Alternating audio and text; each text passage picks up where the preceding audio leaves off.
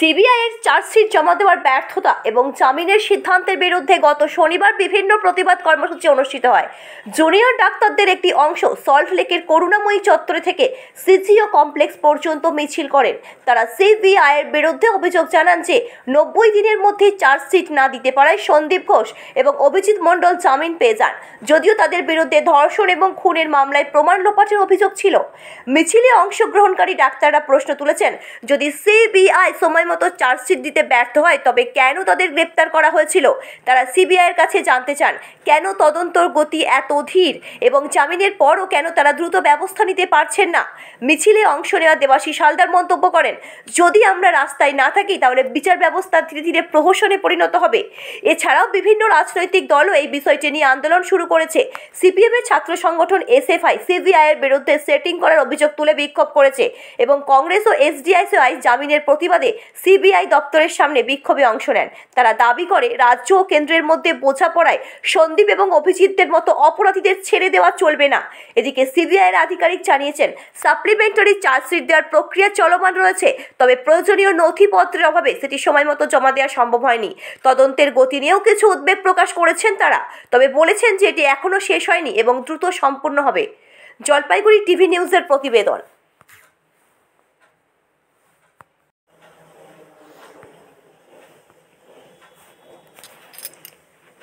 সিবিআইয়ের চার্জশিট জমা দেওয়ার ব্যর্থতা এবং জামিনের সিদ্ধান্তের বিরুদ্ধে গত শনিবার বিভিন্ন প্রতিবাদ কর্মসূচি অনুষ্ঠিত হয়। জুনিয়র ডাক্তারদের একটি অংশ সল্টলেকের করুণাময়ী চত্বরে থেকে সিজিও কমপ্লেক্স পর্যন্ত মিছিল করেন।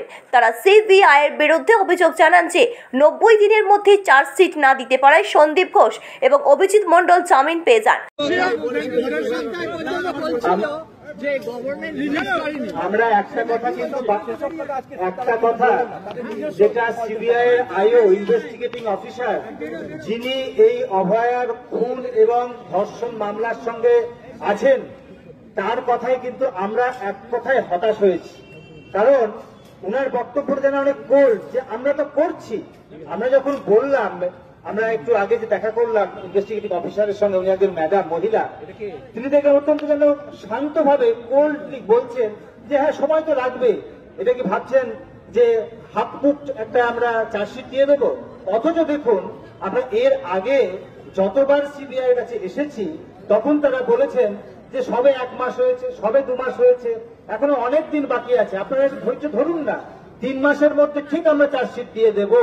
আজকে যখন 3 মাস হয়ে গেল, যখন সন্দীপ ঘোষ এবং অভিজিৎ মণ্ডলকে জামিন দিয়ে দেওয়া হলো, উনি যখন আইনের কথা বোঝানোর চেষ্টা করছেন যে জামিন দিয়ে দেওয়া মানে তাকে অভিযোগ থেকে ছেড়ে দেওয়া নয়, এটা একটা বাচ্চা শিশুও জানে, কিন্তু উনি নতুন কোনো কথা বলেননি। আমরা এই কথাও বলতে চেয়েছি, তাহলে কি আপনাদের উপর এমন কোনো কিছু চাপ আসছে? সাধারণ মানুষ কিন্তু সিবিআই এর উপর ভরসা রাখতে পারছে না। উনি সেই কথাটা ঘুরিয়ে বলেন যে না, আমাদের উপর আস্থা রাখতে বলুন, আমরা চেষ্টা করছি। আমিও একজন মহিলা, আমারও বাড়িতে মেয়ে আছে, ফলে আমি চেষ্টা করছি যাতে ন্যায় বিচার পাওয়া যায়। কিন্তু প্রত্যেকটা কথাই যেন মনে হচ্ছিল আমাদেরকে একটা সান্ত্বনা দেওয়ার জন্য। আমরা শেষ অবধি, যে ডক্টর সজল বিশ্বাস বললেন, দেবাশিস বললেন, আমরা কিন্তু বলেছি আমরা আবারও আসবো। আমরা একটা ডেড লাইন চেয়েছিলাম যে কবের মধ্যে সাপ্লিমেন্টারি চার্জশিটটা দেবেন, সেটাও কিন্তু কিছু বলতে পারেননি। এখান থেকেই বোঝা যাচ্ছে যে কোনো না কোনো ভাবে সিবিআই এই সত্যটাকে বার হতে দিচ্ছে না। এখানে সাধারণ মানুষের কাছে আমাদের বার্তা যে সাধারণ মানুষ যেন রাস্তা থেকে সরে না যায়। কোন সিবিআই, কোন রাজ্য প্রশাসন কিন্তু ন্যায় বিচার দিতে চাইবে না। ন্যায় বিচার আমাদেরকে ছিনিয়ে আনতে হবে। এবং আমাদের সঙ্গে গিয়েছিল নার্সেস ইউনিটি সুচিস্মিতা, সে বলতে বলতে কেঁদে ফেলে যে একজন মেয়ে হিসাবে আমি কি করে আরজি করে আমি ডিউটি করবো, ও আরজি করে নার্স। তখন উনি বোঝানোর চেষ্টা করেন না, তুমি ভয় পেও না। এই যে সিবিআই এর আইও বলছেন ভয় পেও না, তা ভয় পাবে না কেন? যদি আজকে খুনি ধর্ষকরা যদি ঘুরে বেড়ায়, তাহলে একটা মেয়ে হিসেবে সে নাইট ডিউটি করতে পারবে তো? এটা আমি আপনাদের কাছে প্রশ্ন রাখলাম। সাধারণ মানুষ যেন গর্জে ওঠে, প্রতিবাদে যেন রাস্তায় থাকে। আমরা আগামী দিনে প্রতিবাদের রাস্তাতে থাকবো।